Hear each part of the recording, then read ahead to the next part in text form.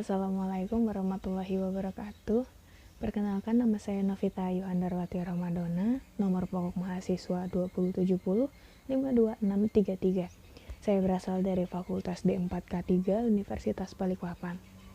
Di sini saya hadir untuk memberikan safety talk dengan materi langkah-langkah apa saja yang harus diperhatikan ketika kita ingin mengunjungi klinik.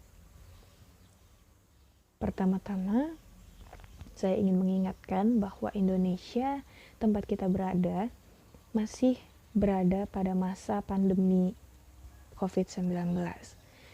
Yang kasusnya pun masih belum ada tanda-tanda penurunan dan masih banyak sekali kasus positif lainnya.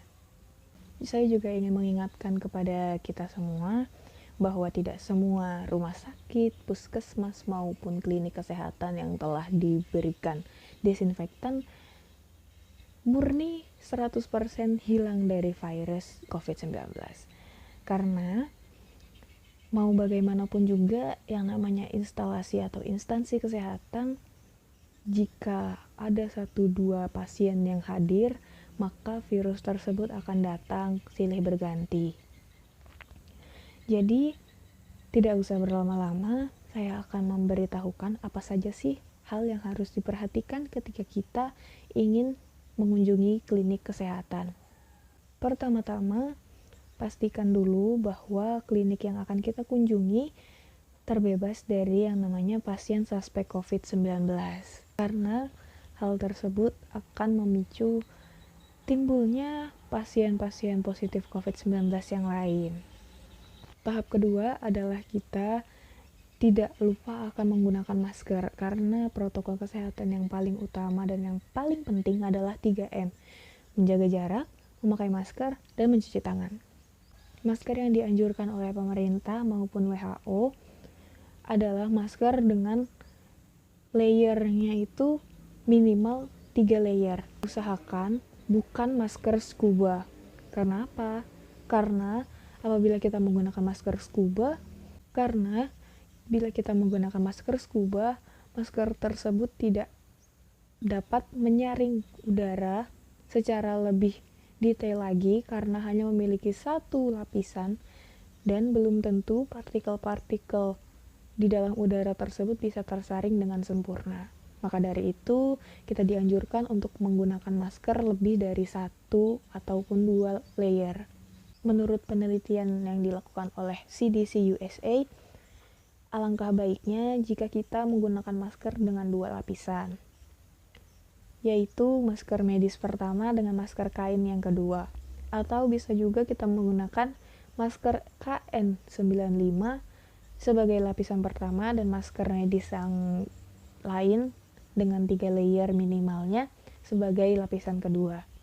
Berikut saya contohkan bagaimana cara menggunakan masker yang dianjurkan oleh CDC Amerika.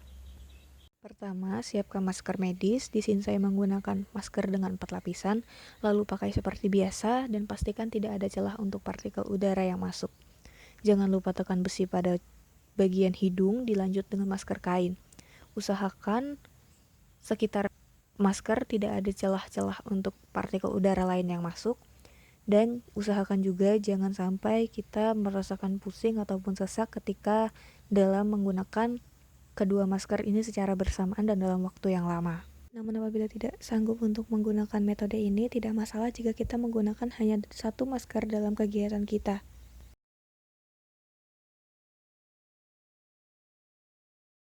Alasan dari mengapa kita dianjurkan untuk menggunakan masker dengan 2 lapisan antara lain karena partikel-partikel udara yang kita tidak bisa lihat itu sangatlah kecil sih.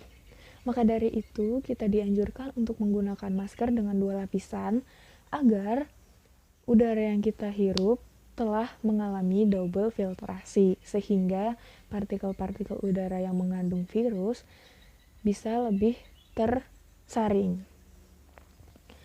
Langkah ketiga adalah jangan lupa untuk memastikan bahwa pada klinik tersebut menyediakan tempat mencuci tangan dan juga sabunnya. Karena kita juga harus tetap menjaga kebersihan walaupun kita sedang tidak dalam kondisi yang baik. Langkah keempat, apabila kita berada di ruang tunggu, kita harus tetap menjaga jarak minimal 1 meter dengan pasien yang lain. Mengapa demikian? Walaupun kita telah menggunakan masker, jarak juga mempengaruhi dari penyebaran virus tersebut. Nah, bila kita telah memakai masker, mencuci tangan, dan menjaga jarak, maka resiko dari penularan virus tersebut akan lebih kurang. Lalu, pastikan juga ketika kita sedang diperiksa, alat-alat yang digunakan oleh para tenaga medis dalam kondisi yang steril.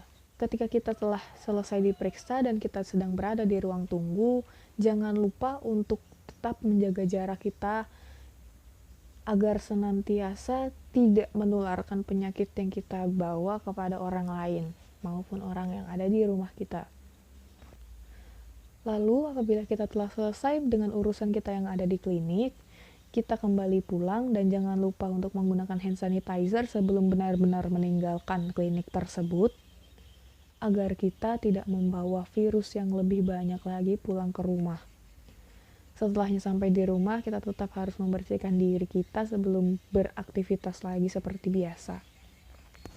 Ya, sekian safety talk dari saya. Kurang lebihnya saya memohon maaf. Terima kasih. Assalamualaikum warahmatullahi wabarakatuh.